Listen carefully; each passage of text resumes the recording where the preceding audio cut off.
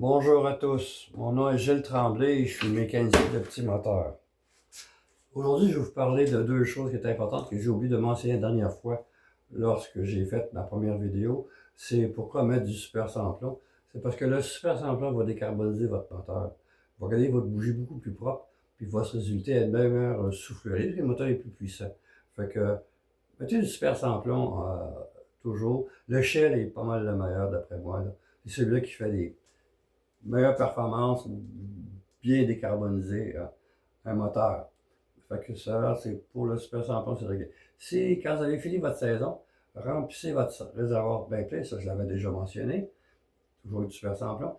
Mettez-y un serreur d'essence. Il faut aussi éliminer l'eau dans l'essence qui va peut-être se produire durant l'été. Le bouchon est ventilé. Le Cossan sur Amazon, c'est pas mal le meilleur. C'est vraiment, lui, il va vraiment éliminer toute l'eau. Puis ça, de l'eau dans le gaz, c'est pas trop bon. Fait que, allez avec le Cossan. Ça, c'est le chapitre pour l'essence. La dernière fois, j'ai peut-être pas vraiment montré ce que c'était pour l'essence, la réserve d'essence dans la cuve du carburateur. J'étais un peu loin de la caméra. Fait que, pour vous dire, un cabanon qui est surchauffé l'été, ce que ça peut faire euh, sur, sur la queue du carburateur, qui est en métal. Ah, mais on va mieux voir.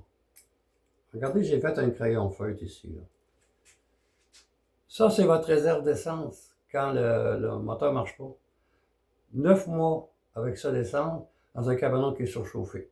On peut s'imaginer facilement que le gaz va commencer à passer d'un jaune clair à un jaune opaque, puis il finit, comme j'ai déjà dit de le mentionner dans l'autre vidéo, un vert.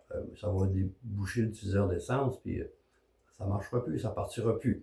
Fait que le mieux, c'est de garder son réservoir plein, et surtout, je me répète, la partir l'été. La dernière fois aussi, j'ai mentionné, que j'avais oublié de dire, c'est les doubles courroies. C'est qu'il y a des souffleuses qui ont, la plupart des souffleuses ont une seule courroie, et il y en a d'autres, c'est deux courroies pour la soufflerie.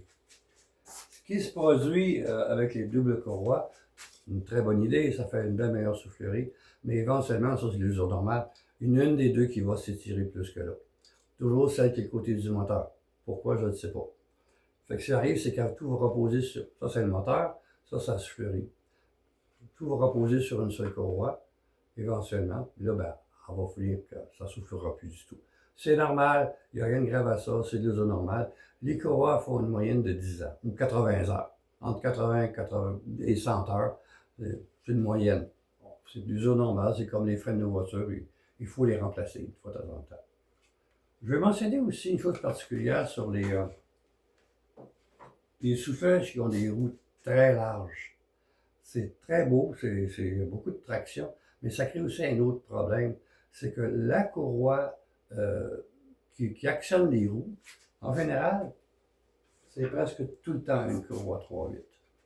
Alors, ce qui va arriver, c'est que c'est quand les pneus sont dégonflés, c'est là que je le répète encore une autre fois, ce qui se passe, c'est que la courroie va glisser sa poulie, parce que les roues sont dégonflées. Puis éventuellement, on va éclater. Alors, toujours, je me répète, toujours gonfler vos pneus à bonne pression, même un petit peu plus.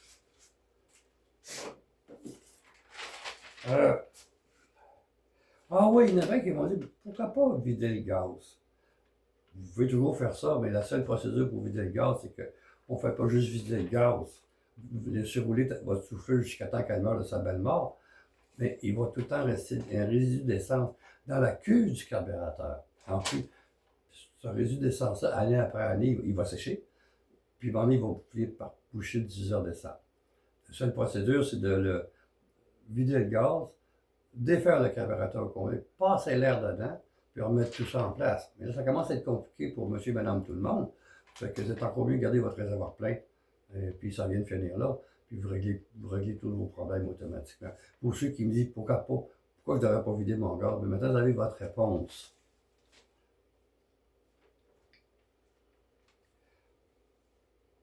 Et puis aussi de mettre du silicone en spray, petite canette dans le goulot de la chute. Un bon petit truc, ça fait que ça glisse beaucoup plus facilement. puis ça protège la rouille, puis ça lubrifie tout le système en même temps aussi. Puis les goupilles, ben là, écoutez, la dernière fois, je ne l'ai peut-être pas mentionné, mais pourquoi mettre des goupilles de cisaillement, ça le dit.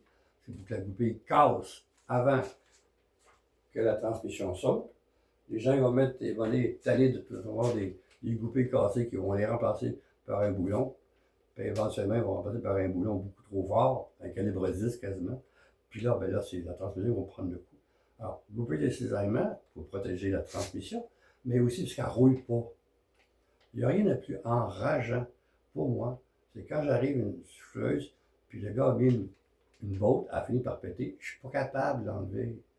À coup de marteau qu'un poinçon, ça sort pas. C'est jamais dans la rouille, bien raide. Là, il faut que je prenne un chalumeau, puis là, je chauffe, ça finit plus. Ou sinon, une fois, je ne suis même pas capable. Fait que là, il faut que je prenne une drill encore, puis je perce un trou bord en bord pour essayer d'enlever la botte en question. Puis souvent, m'arrive à côté. Ce qui va arriver, c'est que là, on va avoir une barrière qui va beaucoup bouger, puis éventuellement, on va finir par, à répétition, à casser la goupille de cisaillement. Fait que, essayer d'éviter ça autant que possible. Ben, c'est pas mal tout pour aujourd'hui. À la prochaine vidéo. Au revoir.